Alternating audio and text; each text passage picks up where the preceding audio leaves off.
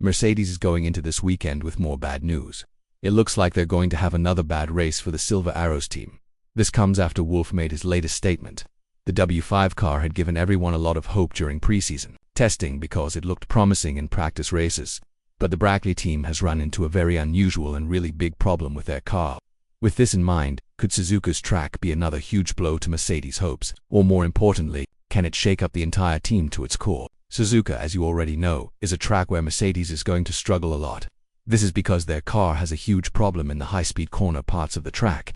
Out of 18 corners, most of them are high-speed corners, exactly 13 of them. The bad news for Mercedes is that not only does their car struggle in these areas, but they don't have any kind of solution ready to fix it. On top of that, out of these 13 corners, 9 of them have a huge impact on how the car behaves. This is one of the problems that Mercedes has talked about a lot recently. They don't understand it at all. If we look at turn 12, it won't have a huge impact on how the car performs and behaves.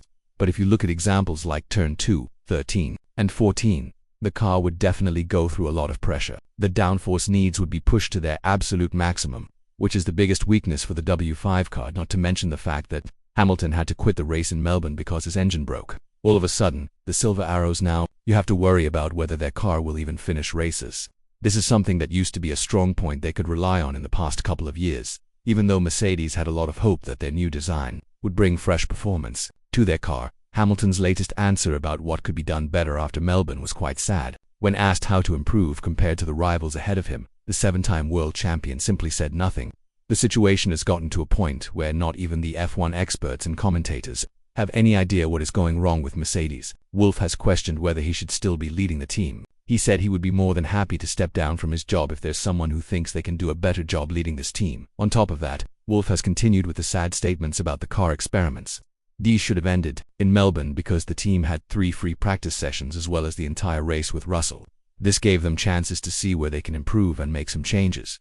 Talking about this problem even more, Wolff went on to explain the plan for the W5's development path. He said, "I think we're coming to the point now that we probably need to try new things every single race. Not only on Friday, our performance seems to get worse throughout the weekend. We're good on Friday, then we're good in some of the sessions on Saturday, but the more grip we have, the faster it goes. The more we reach the performance limit of the car. Our data shows that it's not the limit. I haven't lost that feeling that there is a good car because there are sessions throughout the weekend and also the last 2 ones where we are absolutely right up there in terms of performance. Then we lose it again. In FP3 we were within a tenth of everybody else. During qualifying we were 7th. And then the race pace was never there this weekend. This is definitely a huge problem for Mercedes because if you think about it, the team can't bring upgrades to the car because of this massive obstacle. They cannot test the upgrades in the wind tunnel and decide whether or not they'll be good for the car. For all we know, the team still has no idea if the platform they're currently working on is a solid one. That's what Ferrari and McLaren found out in the first 2 races, so believe it or not, Mercedes is the 4th fastest team right now with only 1 point ahead of Aston Martin in the middle group of teams. On top of that, even if the team has proper data information back from the wind tunnel, they would have to make massive changes in some of the most sensitive and difficult areas of the car. The floor and the side pod design are due to be upgraded in Imola, just like Ferrari and McLaren.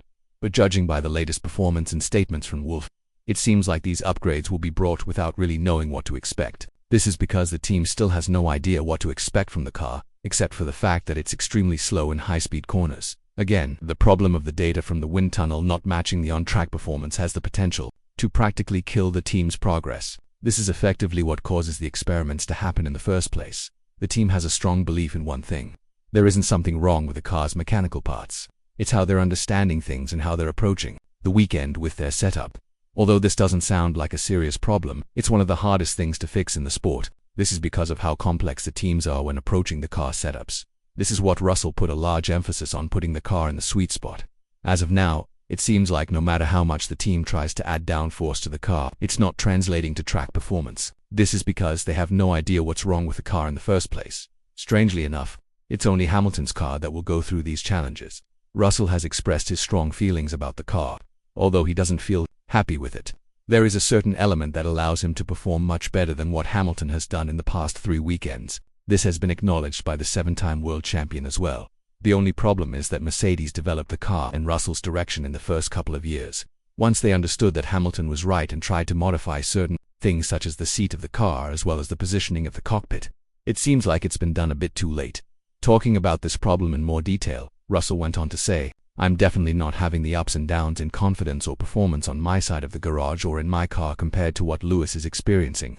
I'm reasonably happy with how the car is handling. We just don't quite have the performance. The more sad part for Mercedes is that they're constantly coming up with the same statement. When it comes to where they got it wrong with their car, they have no idea. They're collecting data in order to find out. But as of now, it does look like Hamilton cannot wait to get out of the car. This has been labeled to be the worst start of the season, with the 7-time world champion getting only 8 points in the first 3 races of the campaign. For comparison, in 2009, Hamilton had only 4 points after the first 3 races. But if they would have been converted to today's point system, he would have had 12 in general. The general good news for Mercedes is that the team is quite convinced. The problem is not from a mechanical point of view or something they got completely wrong with the car. It's just that they don't understand the behavior and why it changes from day to day on the same track. But compared to that, Karun Chandok, who is a Sky F1 commentator and has quite extensive knowledge on these matters, fears that the problem of Mercedes goes a bit deeper. It's not based on a day-to-day basis but on a corner-to-corner basis. Adding to this matter, Karun went on to say, "I think the situation at Mercedes is even worse than what they say. I think the car acts differently corner to corner in some ways. There are some parts when you watch the onboard cameras where it looks like Hamilton's got the grip and balance underneath him. Then the next time he gets there, it just goes away. That's an awful feeling as a driver."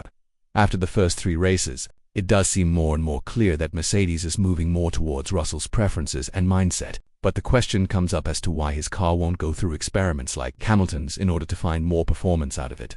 Even though he feels comfortable fighting Alonso for P6, that was definitely not the ultimate goal of the young Brit. This is with both Verstappen and Hamilton out of the picture. Even though Hamilton was far behind at P11 when his engine stopped working all of a sudden, be that as it may, Mercedes will have a lot on their plate for the upcoming race. But judging by what we saw in Melbourne, it's going to be yet another difficult weekend, filled with challenging corners and a massive gap compared to the teams ahead of them. With this in mind, do you think that Mercedes has what it takes to turn their luck around in Suzuka? And more importantly, do you think that there is anything left to be saved for the Silver Arrows in 2024? Let us know in the comments down below.